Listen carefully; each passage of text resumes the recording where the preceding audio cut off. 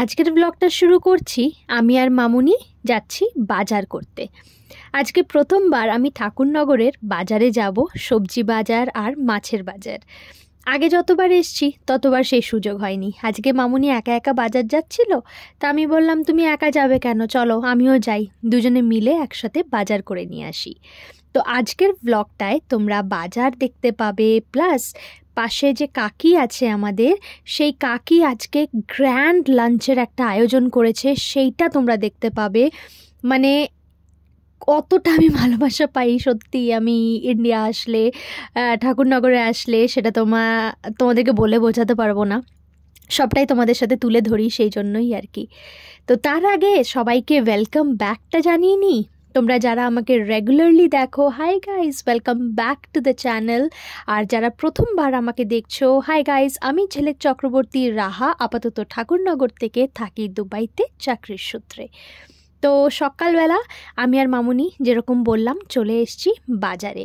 আজকে আমি তন্ময়ের T shirt পরেছি, কারণ মানে ইচ্ছা করছিল, জাস্ট ওর অনেকগুলো টি শার্ট রাখা ছিল, তো মামুনি বললো কোনটা পরবে দেখো, কোন টি শার্টটা পরবে দেখো। আমি বললাম এই হোয়াইটটাই ভালো লাগছে, আমার জিন্সের সাথে এটাই বেশি ভালো যাবে, চলো এটাই পরি। তো যাই হোক, তন্ময় টি শার্ট পরেই এসছি আজকে বাজারে। মাছ বাজারটা দেখে, আমি নিউ ব্যারাকপুরের মাছ বাজারে বাপির সাথে সবসময়ই যেতাম যখন আগে কলকাতায় থাকতাম। আমি এখনও বিয়ের পরও যতবার এসেছি বাপির সাথে একবার হলেও বাজারে গেছি ঠিকই। তো আজকে মামুনির সাথে ঠাকুরনগরের বাজারে এলাম, দেখলাম কত রকমের মাছ। আর সত্যি ইলিশ মাছ প্রচুর উঠেছে, সাইজগুলো হয়তো একটুখানি ছোট ইলিশ মাছের, দেখতেই পাচ্ছ এই যে, কিন্তু মাছ প্রচুর আছে। তো আমরা আজকে ভাবছিলাম যে কি মাছ নেব। আসলে কালকে একটা ওকেশন আছে বাড়িতে, সেটা তোমরা পরের ব্লগে জানতে পারবে। সেই জন্যই আমার আর মামুনির আগে থেকে প্রস্তুতি নেওয়া আর কি। তো মাছ বেছে বেছে দেখছি কোনটা নেব। বাড়িতে যারা নিমন্ত্রিত থাকবে আর কি, তাদের মধ্যে চিকেন খায় না, মাটন খায় না, তো মাছটাই একটা অপশন। তো দেখছি কোন মাছটা নেব, যেটা ভালো হবে সেটাই নেব, নয় রুই, নয় কাতলা, চিংড়ি, এগুলোই ভাবছিলাম আর কি, ডিসকাস করছিলাম মামুনির সাথে। আমি তো খুব একটা কিছু এগুলো বুঝি না, তোমরা জানোই, যারা দুবাইয়ের ব্লগস দেখো তোমরা জানোই। আমি সবজি বাজার করতে খুব ভালোবাসি, কিন্তু মাছটা আমি খুব একটা ভালো করে চিনতে পারি না, আর সব রকমের মাছ খাইও না। যেই মাছগুলো চিনি সেগুলোই আমি খাই। তো সেইগুলোই মামুনি চিনিয়ে দিচ্ছিল। আর এত সবজি দেখে না এত লোভ হচ্ছিল, তোমাদেরকে বলে বোঝাতে পারবো না। ঘি করলা দেখে স্পেশালি, কারণ আমি ঘি করলা খেতে খুব ভালোবাসি, আর দুবাইতে এই ঘি করলাটা খুব একটা পাওয়া যায় না। আর একটা জিনিস দুবাইতে একটু কম পাওয়া যায়, সেটা হচ্ছে পটল। তাই আমার ঘি করলা পটলের প্রতি আলাদাই একটা মানে অ্যাট্রাকশন। তো যাই হোক, সবজিগুলো দেখে কি ভালো লাগছিল, একদম ফ্রেশ সবজি, যেগুলো সত্যি মানে আমরা দুবাইতে দেখতে পাই না এখন। চেন্নাই থাকতাম তখনও যখন সায়দাপেটে থাকতাম তখন ফ্রেশ সবজি দেখতে পেতাম, কিন্তু আবার মহাবালিপুরমে যাওয়ার পর তখন আবার ফ্রেশ সবজি খুব একটা দেখতে পেতাম না। তো যাই হোক, আমি আর মামুনি নিলাম ফাইনালি রুই মাছ আর চিংড়ি মাছ। তারপরে চলে এলাম এই কাকুটার দোকানে, এখান থেকে নিচ্ছি আমরা এই আর্টিফিশিয়াল ফ্লাওয়ার্সগুলো। কেন সেটাও তোমাদেরকে পরের ব্লগেই তোমরা জানতে পারবে আর কি।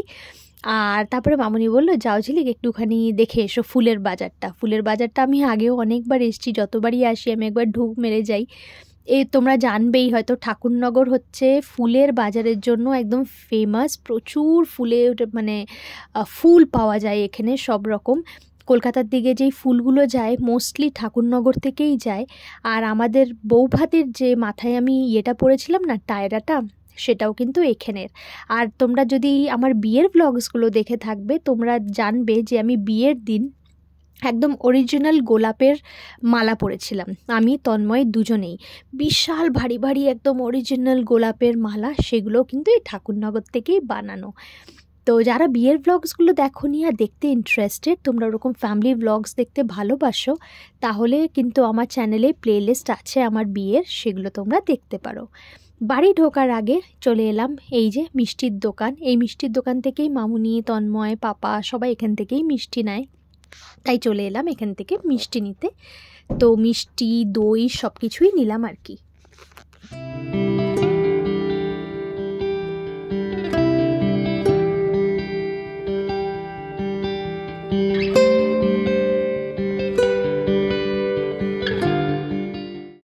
বাড়ি ঢুকতে ঢুকতে ঢেলে একটা বৃষ্টি হলো।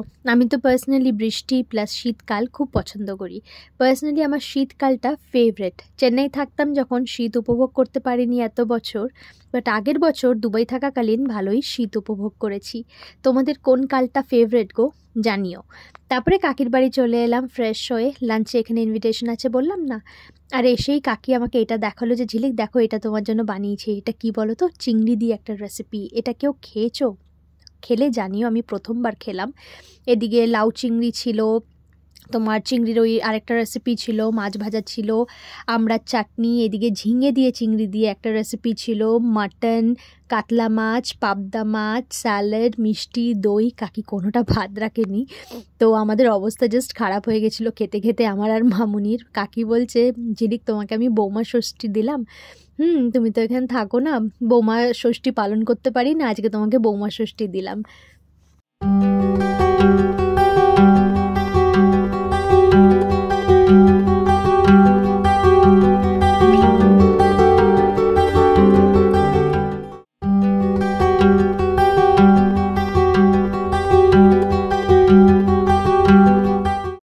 বাড়ি এলাম, এবার খেয়ে দে দেখি ঝমঝমিয়ে বৃষ্টি স্টার্ট আবার। আমি বেশ ভালোই উপভোগ করি এই যে বাইরেটা দাঁড়িয়ে থাকি আর গায়ে হালকা হালকা বৃষ্টির ছেটা আসে, ভীষণ ভালো লাগে এটা। তো যাই হোক, আজকে ভিডিওটা এখানেই এন্ড করছি। ভিডিওটা যদি ভালো লাগে তোমাদের অবশ্যই করে লাইক, কমেন্ট, শেয়ার, সাবস্ক্রাইব করে পাশে থেকো। আর যদি তোমরা আমাকে ফেসবুক থেকে দেখছো তাহলে পেজটাকে ফলো করে ভিডিওসগুলোকে লাইক করে দিও যদি ভালো লাগে, আর শেয়ার করো অন্যদের সাথে যদি তোমাদের মনে হয় আমাদের ভিডিও অন্যদের সাথে শেয়ার করা যাবে। খুব ভালো থেকো, সুস্থ থেকো, নিজেদের খেয়াল রেখো, অনেকটা ভালোবাসা।